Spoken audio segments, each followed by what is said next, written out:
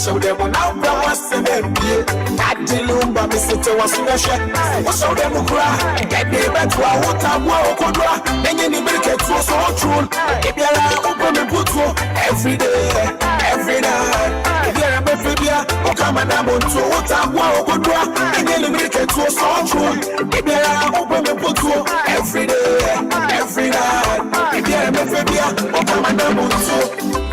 I see you, my banya will be mobile. When you to see true, word to word, verse to verse, Penny, never know them where many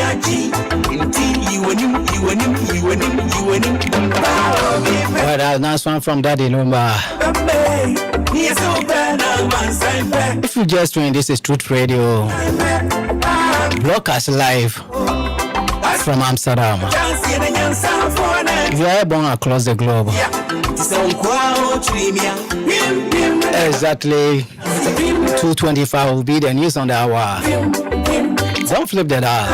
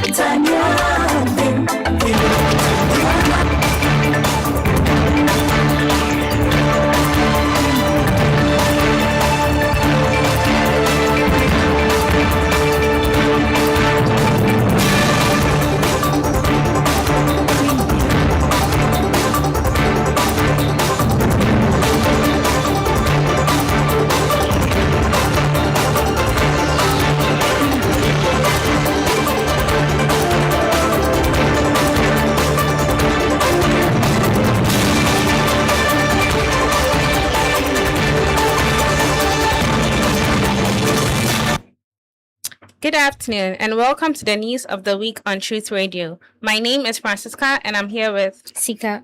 These are the headlines. Earthquake of 2.8 shakes North Groningen. Death and grief should be part of school curriculum, say experts.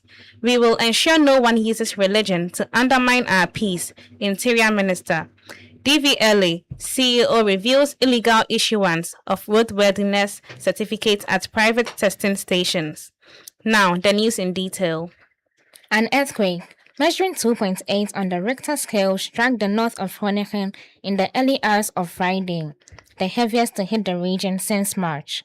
The epicenter was near the village of Sanderveer in the Het Hoge area.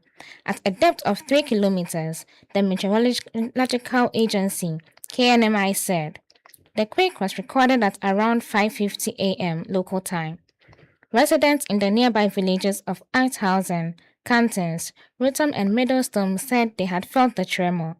Broadcaster NOS reported no damage or injuries had been reported by Friday morning. The KNMI classed the quake as an induced earthquake, meaning it was caused by gas extraction. Tremors linked to drilling tend to occur closer to the surface, making them easier to feel. Those measuring 1.5 and above are noticeable. Extraction from the Groningen field stopped 2 years ago, but the KNMI has warned that quakes can continue for decades as the ground settles. Gas is still being pumped from the smaller fields in the province, where drilling is permitted until the end of 2032. The last comparable tremor was a 3.0 quake near Elveld in Drenthe in March.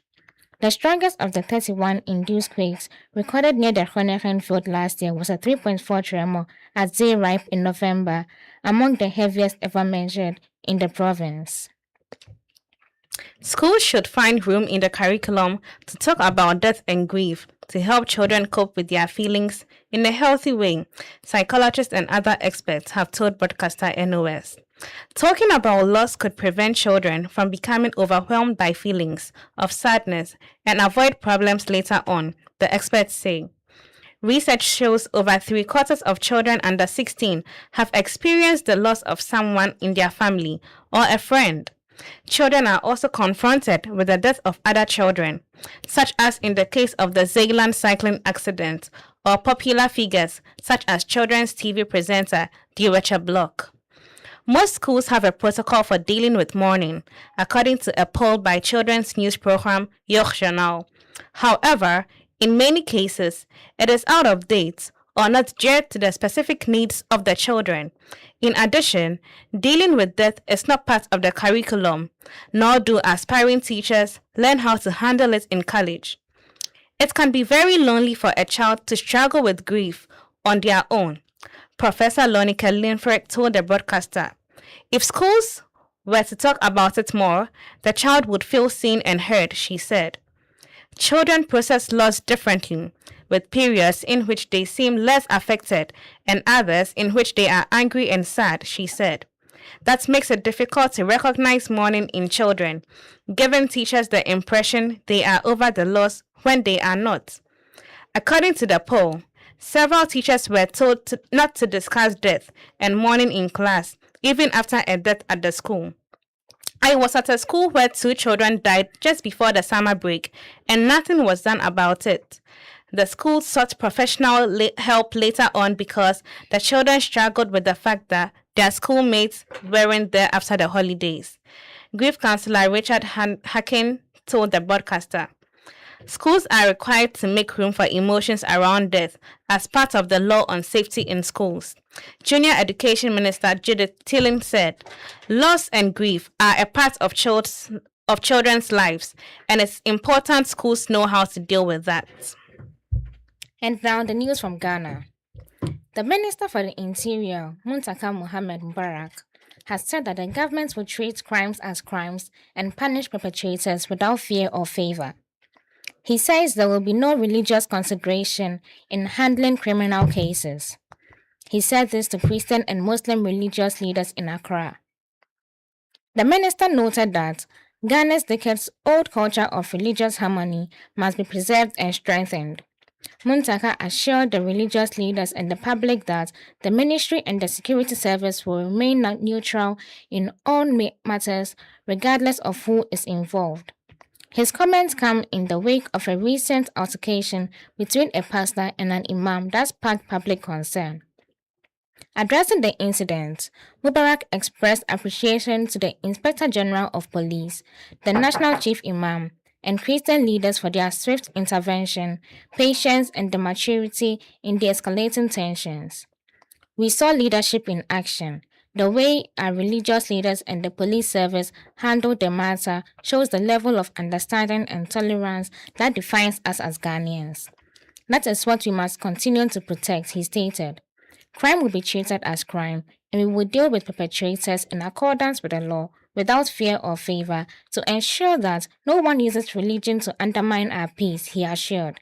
He explained that the meeting was to thank the religious leaders for their timely intervention and support, reaffirm the neutrality of himself and the security agencies, seek their views on improving religious tolerance, and explore more effective ways of collaboration to keep the country united. Our diversity is our strength. Let us guard it jealously so that Ghanaians remain a beacon of peace in the region, he added. The Chief Executive Officer of the Driver and Vehicle Licensing Authority, DVLA, Julius Nikwe Kote, has revealed widespread irregularities at some private vehicle testing stations, including the issuance of roadworthiness certificates to vehicles that have not undergone physical inspection. According to the DVLA CEO, some private testing stations have been issuing roadworthiness certificates despite faulty or non-functional equipment required to access vehicles. Speaking on TV3's Hot Issues on Sunday, 16th August, he disclosed that he has personally shut down about 5 PVTs so far this year as part of efforts to enforce compliance and improve road safety. The CEO recounted one case where a testing machine had reportedly been faulty for 3 years, yet the station continued issuing roadworthiness certificates. It would interest you to know that some of the private vehicle testing stations do not even see the car, yet they issue roadworthy to them, and they are under our control. This year alone, I have closed down about 5 PVTs. There was one that the machine had developed a fault for 3 years, yet they were still issuing roadworthy, he stated.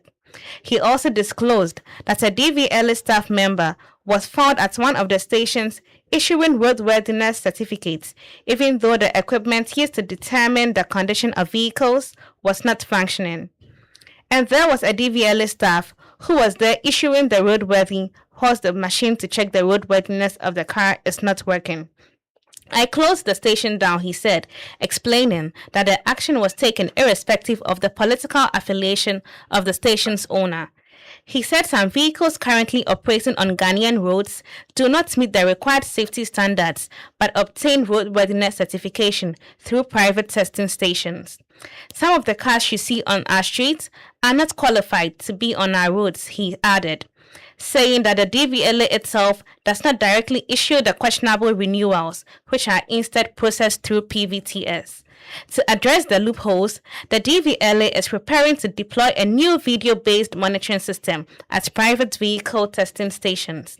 The system, inspired by a model observed in Denmark, will require a vehicle to be captured on video during the testing process before a roadworthiness certificate can be issued. To end the news, a recap of the headlines. Earthquake of 2.8 shakes Northern Groningen. Death and grief should be part of school curriculum, say experts. We'll ensure no one uses religion to undermine our peace, Interior Minister. DVLA CEO reveals illegal issuance of roadworthiness certificates at private testing stations.